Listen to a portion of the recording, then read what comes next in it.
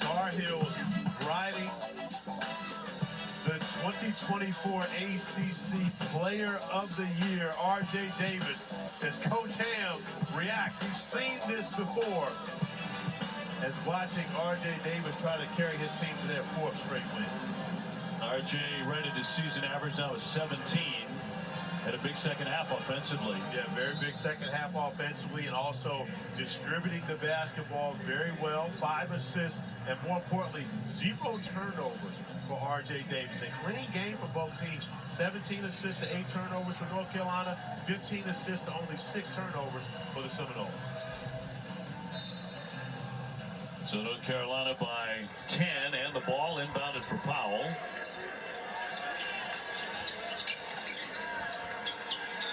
And back for R.J. Davis. Got the mismatch again. Of course, Bobo and more equipped. That's why they bring the switch.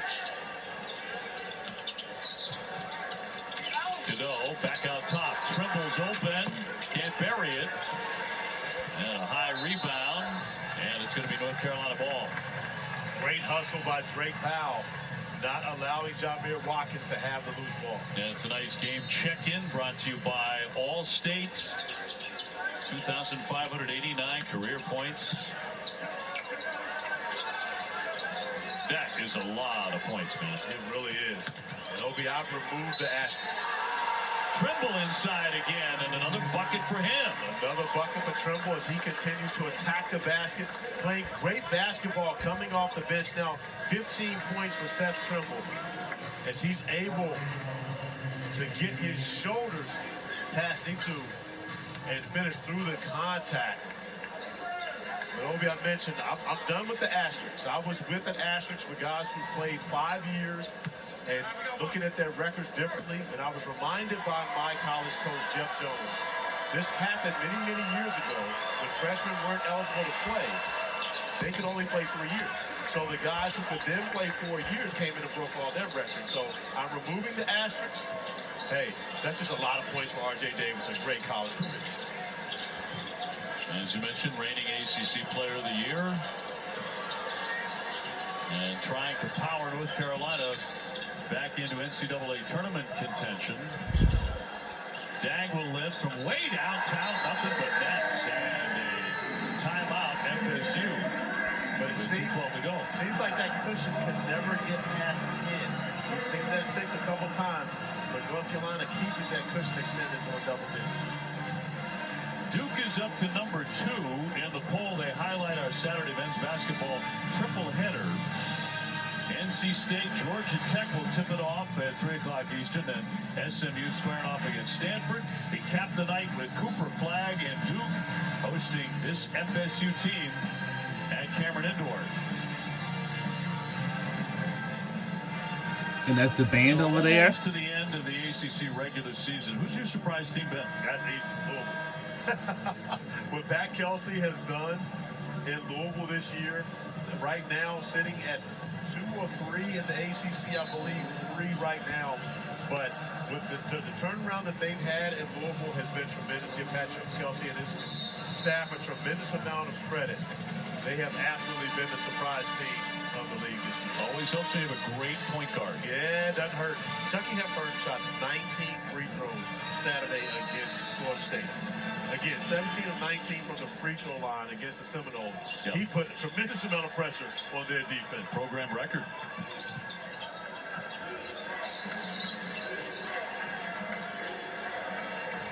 So 90-80 with 2 minutes to go. Yeah, that's been the story tonight. As you mentioned, the Seminoles just unable to get over the hump against North Carolina. Beal's offense has been in fine form. Trimble with the drive. He's had a really good night. Can't connect there, but out it goes. With a minute 44 left. Yeah, Watkins had the rebound in his hand, just unable to secure it.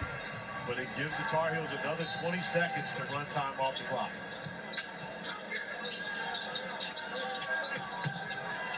Into the backcourt for Trimble.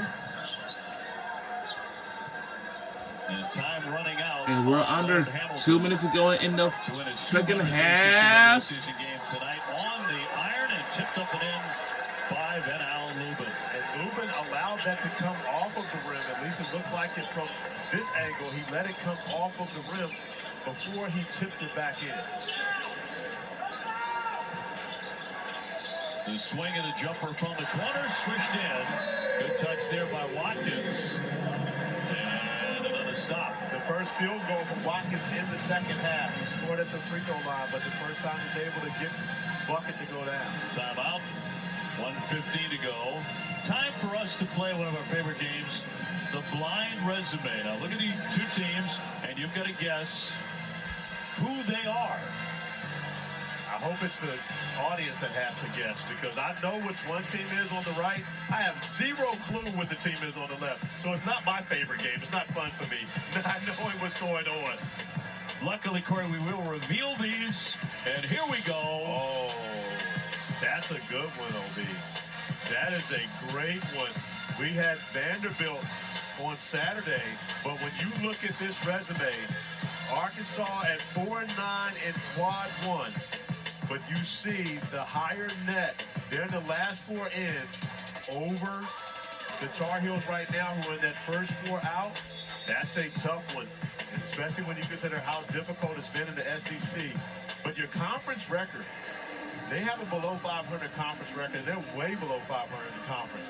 I think that has to play a part. I mean, yes, I know you play in a tough conference, but still, that has to play a part in how you finish the season. I think that's important. It should be, at least to the committee. Playing a brutally tough conference. Every night you're playing a ranked opponent, it feels like, in the SEC, but I certainly see your point. That's razor thin. Yeah, that's a great one. When you look at those two teams. And right now, of course, you know, Arkansas absolutely has the edge right now over Carolina, and it's because of that quad one line. Right now, North Carolina 1-10. Leonard with hopes tonight of winning his 200th ACC regular season game. He's number 5 all time in the ACC anyway, behind Coach K, Dean Smith, Roy Williams, and Gary Williams. Ooh. Tipped right back to R.J. Davis. Hey, it doesn't get easier for Coach Ham this weekend, having to go to Durham and take on the Blue Devils. So trying to get to 200 becomes even more difficult on the road if they're unable to overcome this 9-point lead. Yep. 106 remains. Yeah. Rest of his schedule at Duke at Virginia, and then home against SMU on March 8th before the ACC tournament. We've got 1:06 left. Powell at the line. Can I just say this? I don't know if we'll get another chance to cover his team. It's been an honor. It has been a pleasure to cover Leonard Hamilton. It absolutely has, and OB, for me, it's been even more of an honor to be mentored by this man. He's been a tremendous amount to me in my life. He recruited me way back in the late 80s in 1990 when he was at Miami. He has been a mentor and a confidant ever since, especially once I started doing TV. My first trip here, he came and picked me up. Yeah. And just gave me We're under a minute to go in the second. As how to carry myself in this league on the microphone. We're under a minute to go in the second half. As a young black man representing other black men in this industry, and Coach Ham has always been a mentor to me ever since. From Gastonia, North Carolina. By the way, he's done a terrific job at that. Helping you along, too, getting you started. Thank you very much, and I thank him for all his help. Think of all the things he has seen and done since he was born in 1948, Wow. 76 years old. What? Great success in this game. Another timeout with 58 points. Oh, wow. 92-83 North Carolina. As we continue the conversation on Coach Ham, he must make sure that he lets everyone know how gracious he is, how blessed he has been to have been put in the scenarios that he's been in. When you consider being the first black player at UT Martin, he is blessed to have been that. And you see the early years. You talk about him back in 1948. This couldn't be much after. But you see him as the only black player on the team. And he talks about how only he could have been in that scenario and how God placed him in that position to be able to have it. And, of course, you got to love that, OB. On the throwback night. With Stan Jones was also, look at Stan, who's been with him, you know, for so long, decade after decade. They are a tremendous couple, those two coaches. And you know, one without the other, I can't envision. You really can't. And again, if when Coach Ham walks away, if that's the end for Stan the Man, he has absolutely had the same type of impact on so many players. Yeah. And again, it goes beyond the basketball court. That's the one thing that I say about Coach Ham, about Stan. It goes well beyond the basketball court. It's the relationships. It's the showing up at the weddings. It's being there, you know, for the kids' birthdays, et cetera, et cetera. Their impact has gone well beyond in between the four lines. R.J. Davis to the line. One of the great foul shooters really in the history of the ACC. In and out on that one, so there's your jinx. 56.9 to go. This young man right here, Charlie Ward, of course, teammates with Hubert Davis. Those two guys were together with the New York Knicks. So how about that? Yeah. Charlie coaching high school basketball now here in Tallahassee. A little torn between his alma mater and his teammate. But I can say this with confidence. The only NBA player with the Heisman Trophy. And the jersey which you wore tonight. Blocked. Just in case anybody. Ray Jackson. Possibly the greatest two-sport athlete of all time. Oh, yeah. And again, he's got some Florida State company to go up against when you think about Deion Sanders. But then you think Bo Jackson. But when you look at the two-sport athletes to be not just good, but the best in one in football, and decide I'm going to be an NBA player and be a first-round pick and play over 10 years at that level, I mean, you're talking about one of the greatest athletes in the history of sports. Julius Peppers, another guy. Oh, yeah. From North Carolina. Julius Peppers, yes, in the NFL Hall of Fame. 45.6 to go. And RJ back to the line. One other thought about Leonard Hamilton. He is smiling more than I've ever seen him smile. Because in basketball season, it's all business for Leonard and every other head coach. But he's smiling a lot. And he's lighter. I think, you know, he's at peace with this decision. The timing on it, I think, is very appropriate. It is very appropriate, and the fact that he's finishing the season is more appropriate. But he has made it clear. It's time. He's ready to go. No, he's not done. He's just ready to move on from what he's doing right now. But Coach Ham will continue to have an impact on young people's lives. He's talking about teaching. He's talking about the ministry when he's done. Learning how to sing, learning how to play the piano, making more records. He has a couple of record labels. Yes, he does. And more importantly, he has so many people that look up to him. We saw it in the pregame. Hubert Davis walking up to Coach Ham. And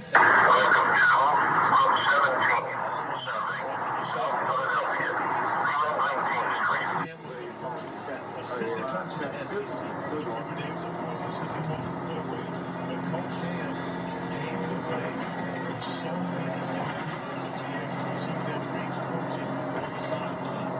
And he led Gastonia, went to work at Dow Chemicals on one day. Oh, he did call in on Tuesday. As we see the conversation between the two. So we watch Hubert thank Coach Ham. Thank you for everything. Thank you so much. Very classy move there by Hubert. He was playing for with the Washington Wizards. He was traded to Washington and led us 1 year in the NBA. Looking straight on, can't hit. Final seconds here in Tallahassee. North Carolina will continue to roll. They had a fight on their hands most of this night. But they're going to go to 18 and 11, 11 and 6 in the ACC. This is going to be 4 straight wins for North Carolina. North Carolina's not done. Don't give up on the Tar Heels yet. And that's it. Game's over. And we won the game. And our final score is 96-85. Go North Carolina Tar Heels on the win. 96-85, the final score. Houston and Texas Tech is coming up. For my partner, the well-traveled Corey Alexander, and our entire crew, I'm Dave O'Brien. Thanks for joining us right now to John Shelby and Fran Fraschilla in Lubbock.